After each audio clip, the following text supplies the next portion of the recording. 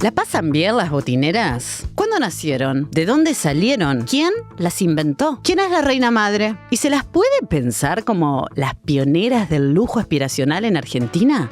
Hola, soy Cami Mayán, soy creadora de contenido, tengo un programa en Luzu, tengo una marca de maquillaje y hago un poco de todo. Entiendo al grupo de personas que refiere la palabra botinera. Siento que hay veces que puede ser utilizada de una forma más real, pero también a veces se utiliza como muy peyorativamente. ¿Es la botinera la verdadera madre de la influencer moderna? Las botineras eran como famosas de internet antes de internet. Hay algo que está bueno de eso.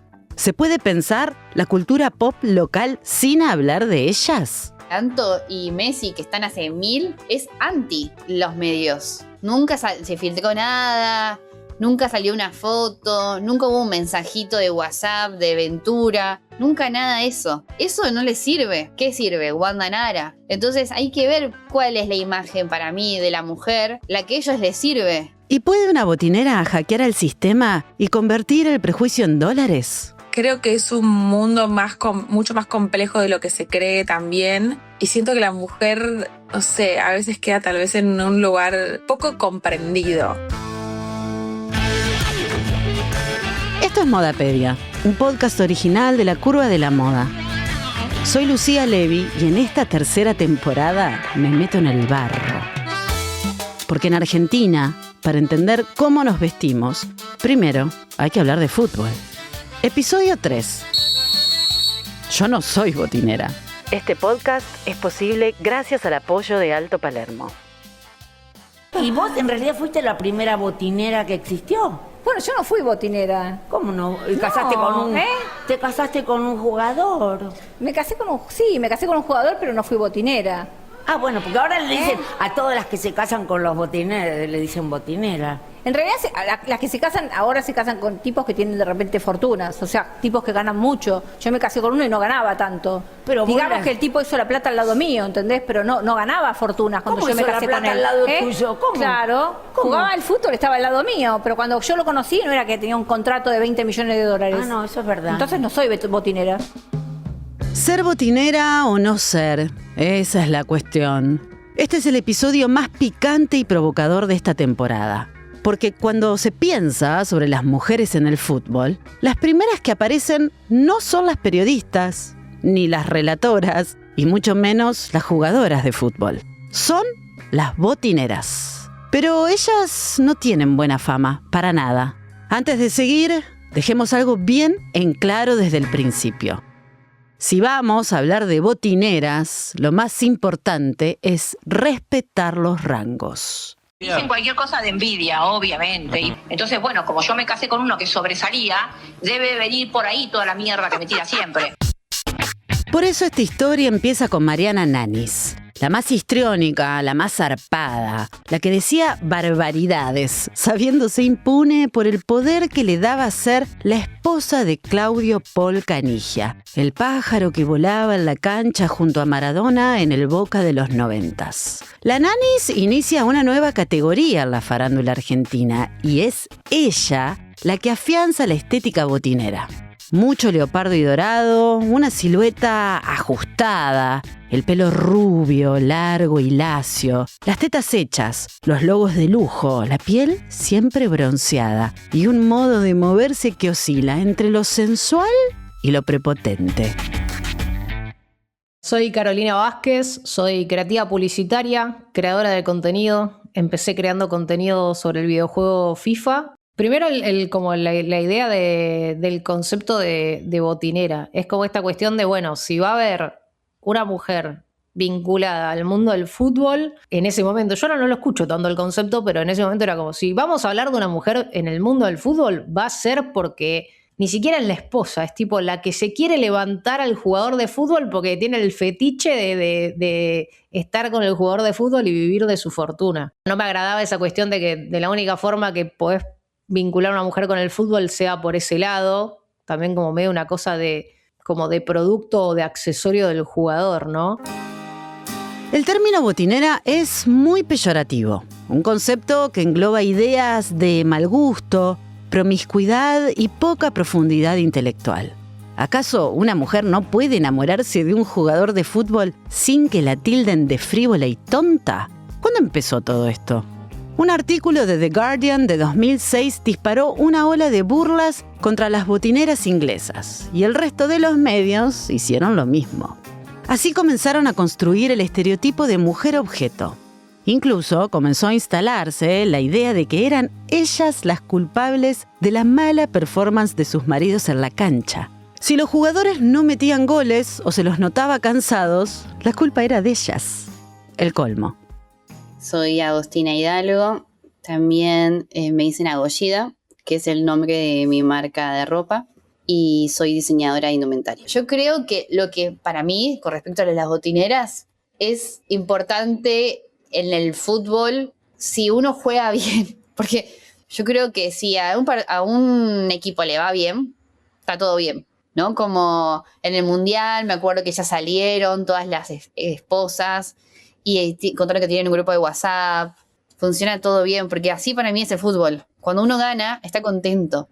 Ahora, cuando de repente uno no tiene miedo, las cosas no van bien, y todo eso empiezan rumores, empiezan noticias que quizás no están buenas. Me acuerdo en Boca cuando le decían que había un cabaret. En esa narrativa machista que impusieron los medios masivos, las identidades de estas mujeres estaban ancladas a un varón. Eran la esposa de o la novia de.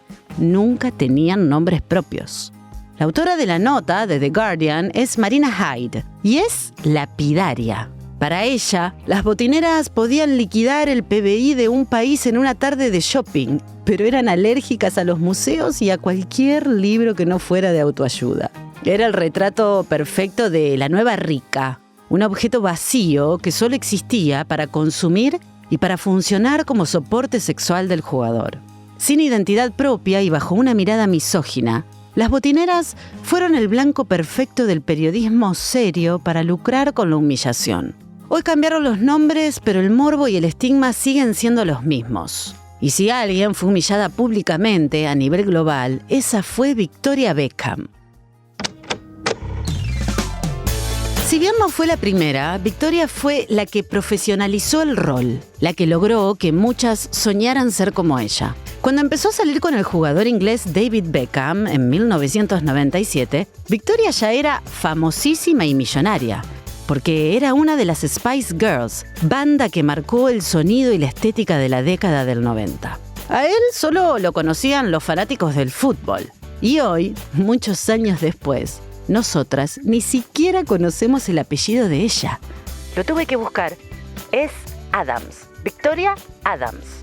Pensaba en los jugadores de la selección que todos tienen estilista, como que me parece que ahora las botineras, me suena feo decir las botineras, las mujeres de los jugadores, pero que son como un poco como las voceras del estilo de los jugadores, o como que claramente ahí hay una especie de mano. Por ahí vuelve la figura de Victoria Beckham, digamos, de alguien que agarró a un chabón que no tenía ningún tipo de estilo ni de estética, solamente como que era fachero y estaba entrenado, y dijo, che, pará, lo fueron como encarrilando a, che, vestite mejor, comprar mejor ropa, te trae un estilista que te agarre tu flow, a ver cómo te tenés que vestir, fotografías mejor así, te conviene salir en esta revista, y por ahí como le ordenan un poquito la vida familiar y su imagen en medio, digamos. Me da la sensación de que hay algo de eso.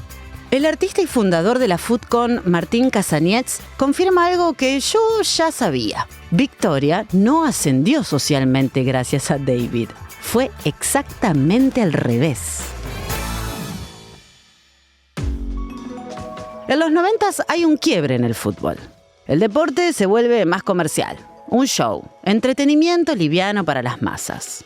Y la figura que encarna ese cambio es David Beckham. Un muñequito de torta rubio, facherísimo, musculoso, súper sexy. Una joyita descubierta en los barrios bajos de Londres.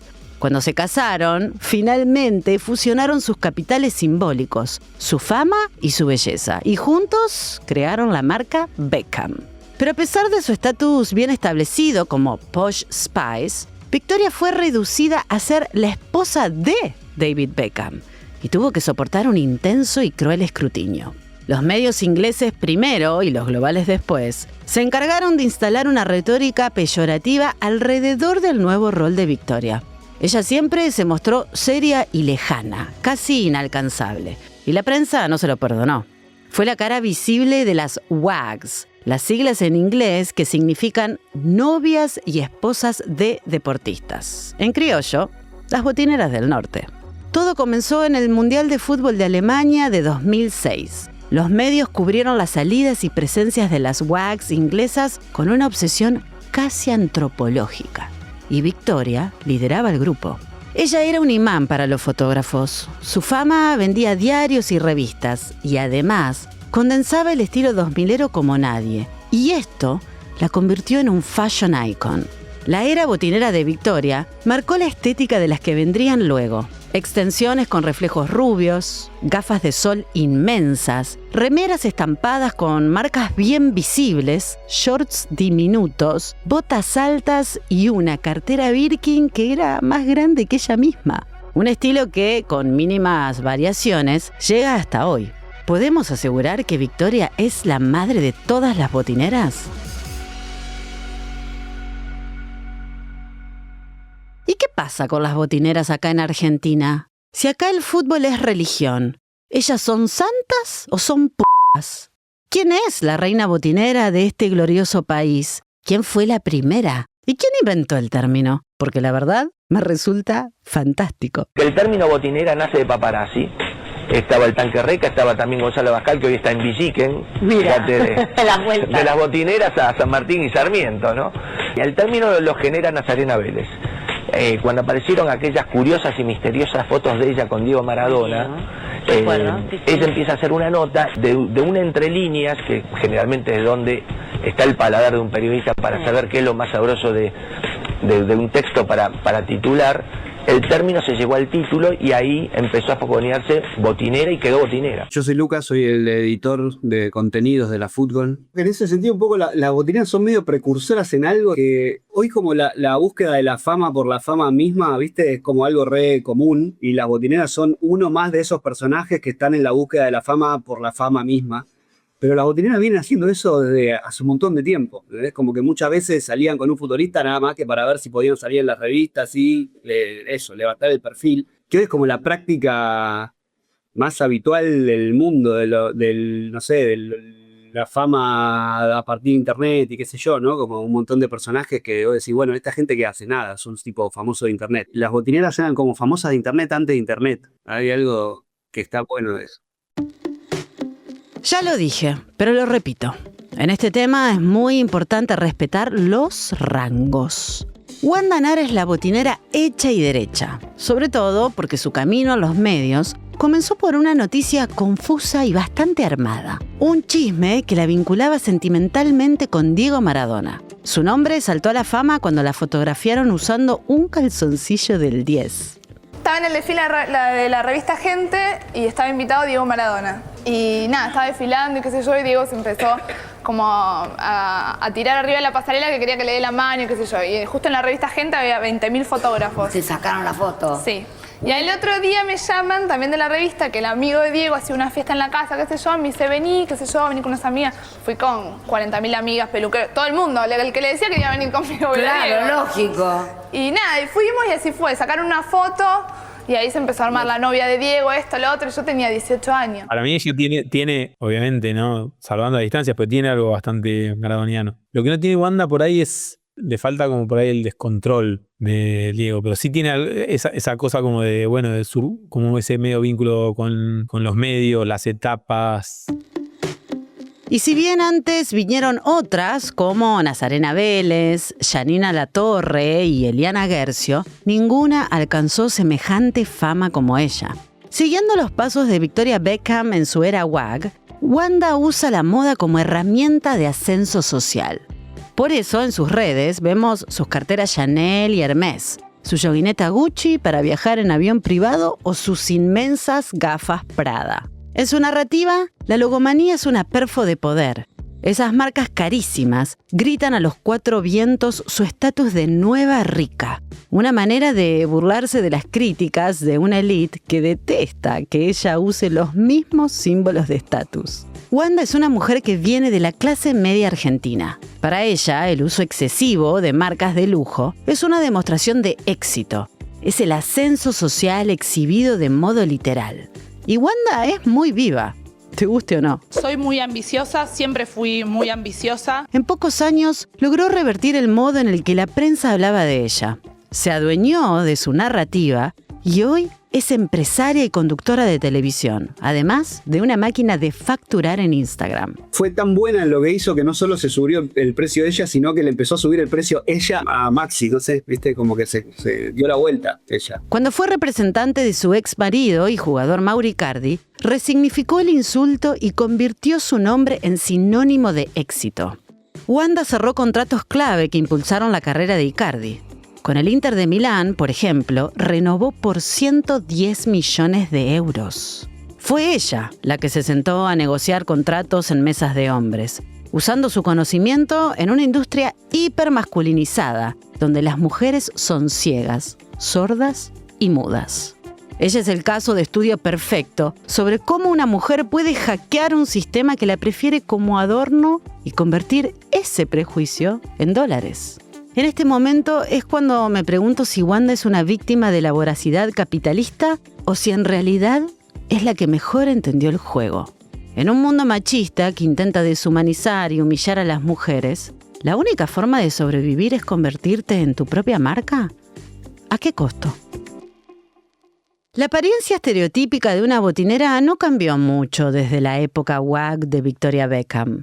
Se prefiere el pelo lacio, rubio y largo, el maquillaje cargado, los rostros artificialmente jóvenes y colagenados. La ropa debe ser ajustada, la piel bronceada pero con sol de Miami. Y los logos tienen que ser siempre visibles, fundamental. ¿Qué impacto tiene esta identidad visual hiperfeminizada en las argentinas? ¿Estamos frente a un canon que se nos impone como el único ideal de éxito? ¿Hasta qué punto esta hiperfeminización es una decisión personal y soberana? Usualmente, el look botinera requiere pasar por el quirófano para quitar años y grasa, una práctica que hoy está en el centro de la identidad femenina que nos muestran los medios masivos. En el caso de las botineras, la belleza hegemónica y el sex appeal son activos indispensables para asegurar su posición de privilegio en la pirámide social. Estamos hablando del capital erótico, un concepto de la socióloga Catherine Hakim, que refiere al valor que una mujer obtiene de su apariencia, su atractivo sexual y su carisma. Las botineras saben jugar el juego del sex appeal porque entienden que si son deseables, cotizan en la bolsa de valores del fútbol. La pregunta es si el capital erótico es una herramienta de emancipación para ganar poder bajo las opresivas reglas del capitalismo o, por el contrario, una forma de autoexplotación. ¿Qué pasa cuando la única moneda de cambio de una mujer es su atractivo? ¿Cuánto dura eso? ¿Y qué pasa cuando esa apariencia deja de ser deseable? No me agradaba, capaz también era muy chica como para poder entenderlo o poder debatirlo o analizarlo, pero no me agradaba esa cuestión de que de la única forma que podés vincular a una mujer con el fútbol sea por ese lado, también como medio una cosa como de producto o de accesorio del jugador, ¿no? Y esa cosa medio también de la mujer trofeo, como la mujer siendo un trofeo más en la vitrina del futbolista. El sistema le impone a las mujeres objeto una obsolescencia programada. Y ese es un gran riesgo, porque cuando llegan a cierta edad, pasan a ser invisibles. Acá me pregunto, ¿dónde está Mariana Nanis ahora? ¿Qué es de su vida? La botinera que logra trascender esa trampa es la que logró transformar su capital erótico en capital económico real y autónomo. Y eso es lo que logró Wanda Nara. Hoy dirige una marca de maquillaje, condujo el reality show más exitoso en el canal de la familia y además transformó su nombre en una marca registrada. ¿Será que Wanda le ganó el sistema? ¿O será que lo entiende a la perfección? La mujer del futbolista ocupa un lugar muy importante porque no salen, no tienen fiesta, no pueden hacer esto, no pueden hacer. Entonces, ¿qué hace? Estoy en casa tomando mate con mi mujer. Pero también está bueno que la mujer sea la que sale, qué sé yo. Claro. Yo siento que es como un ejemplo también, si tenés hijos, que le das a tus hijos. Me irán a pelear con Mauro porque yo trabajo, claramente. Esto dijo Wanda en febrero de 2024 en Olga, antes de confirmar su separación del futbolista Mauro Icardi. En esta entrevista la vemos morocha, con un look deportivo y relajado. 2 años después, apareció en el mismo canal con un traje a medida, el pelo rubio perfectamente peinado y unas gafas que le daban un aire intelectual y empoderado. Wanda ya no era botinera, Wanda era 100% Wanda. Hoy las mujeres de los futbolistas argentinos, sobre todo las de la escaloneta, están muy lejos de parecerse al estereotipo de la botinera que venimos desarrollando en este episodio. Hay algo que cambió. Creo que fue cambiando el enfoque porque a veces también pienso mucho y analizo mucho en cómo la gente, por ejemplo, respeta a Antonella Roccuzzo, la esposa de Messi, desde ya que es divina y merece los respetos, pero como que la gente la respeta por ser la mujer del 10. Entonces de repente se empezó a generar más esa cuestión de cuanto mejor es el jugador, más tengo que respetar a su mujer. Cuanto mejor es el jugador, menos hay que meterse con la señora del 10. Es como que se empezó a generar también un poco eso. Se sube una foto de la familia Messi y es como, no, Leo, yo jamás te traicionaría. Me tapo los ojos ante tu mujer, jamás haría nada. Y es como, no sé, es rarísimo también. Creo que viró un poco más para ese lado. Hay una imagen que recorrió el mundo, la de las mujeres de la escaloneta entrando a la cancha todas juntas, como un squad. Buenas, mi nombre es Irina Maquilla, soy ingeniera, maquilladora y creadora de contenido, se podría decir. Digamos que mi éxito surgió por mezclar el fútbol con la cultura gay, con el maquillaje y con la comedia, digamos. Irina me encanta porque es una de las pocas mujeres que va dragueada a un estadio. Es común que caiga con botas altas a un superclásico en Avellaneda, por ejemplo. Ella describe perfectamente a las 2 categorías de botineras que podemos ver hoy en los medios. Yo siento que en el fútbol en general, bueno, igual en el mundo, ¿no? Como que no se la ve a la mujer como un ser humano. Es como siempre, es como un accesorio, es como algo que está ahí, que bueno, es la mujer de... como que no, ninguna decís, che, la conocen por tal cosa. Y además es como, bueno, ellas son tradwife y después están los futbolistas que están con los gatos. Es como que siempre está mal.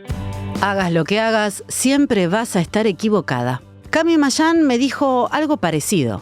Quería charlar con ella porque creo que es la botinera que no fue, la que pudo escapar. Un día estaba sacándose una foto con el campeón y al día siguiente se tuvo que volver con sus cosas a Buenos Aires para empezar de nuevo.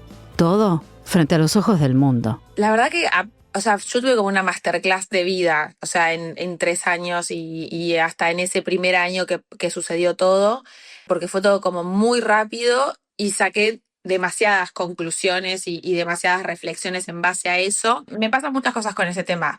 Creo que sucede algo que lo veo mucho reflejado en comentarios de hate que recibo. Tipo, ay, ¿por qué no te ponías a hacer algo? ¿Por qué no laburabas? ¿Qué sé yo? Y es tan simple como, o no podía, o no se me daba el espacio para. Cami pasó de ser la novia de a forjar una carrera propia. Hoy tiene un exitoso programa en Luzu, una marca propia de maquillaje y una comunidad fiel en Instagram. Gracias a eso conocemos su nombre, su voz, conocemos cómo piensa.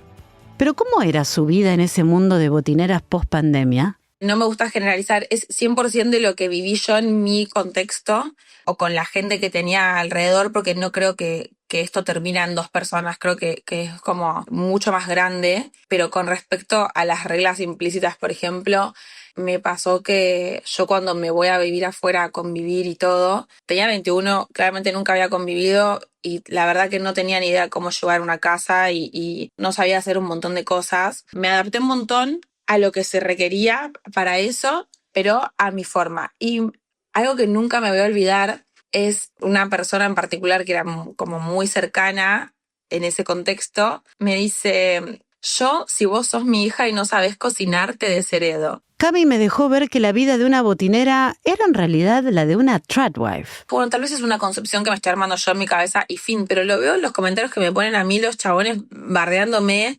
de y por qué no hacías nada ya y qué mantenida o qué sé yo. Como si fuera tan simple y como si ahí vos podías decir, dale, yo me voy todos los días al centro a trabajar, a las 9 vuelvo a las 6, no te voy a poder planchar la ropa para cuando te tengas que ir a concentrar, pero bueno, me voy a trabajar todo el día. Y no es lo que se busca ahí tampoco, ¿se entiende? En esta investigación encontré un patrón en las mujeres de la escaloneta. Conjunto de yoga, la típica fotito de viaje, fotos en un living blanco y silencioso y algo muy curioso. Se tiran todo encima cuando están en el palco viendo a su marido en la cancha.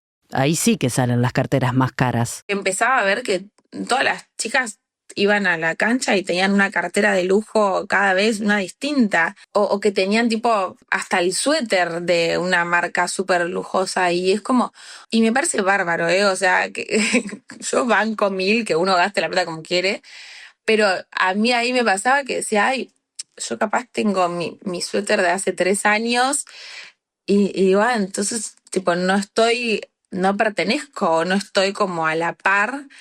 Y era una conversación que yo trataba de tener que era muy difícil de afrontar y que no tenía como mucha tampoco buena recepción. Y yo ahí como que no sabía qué hacer. Creo que eso es lo que más me ha como marcado, o sea... Y con mis amigos, o sea, me cargan al día de hoy con eso, ¿entendés? Porque de vuelta, o sea, hay una concepción en la gente de que yo iba y me sacaba 3 Hermès por mes y ojalá hubiera tenido eso, pero le juro que no.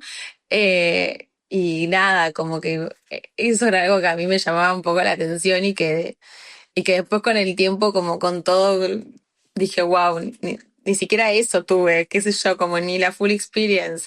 Salvando las distancias, las épocas y las edades, no puedo evitar ver un paralelismo entre la era de Wanda divorciada y la de Cami Mayán con su marca personal en redes y medios. Hoy, ser botinera ya no garpa.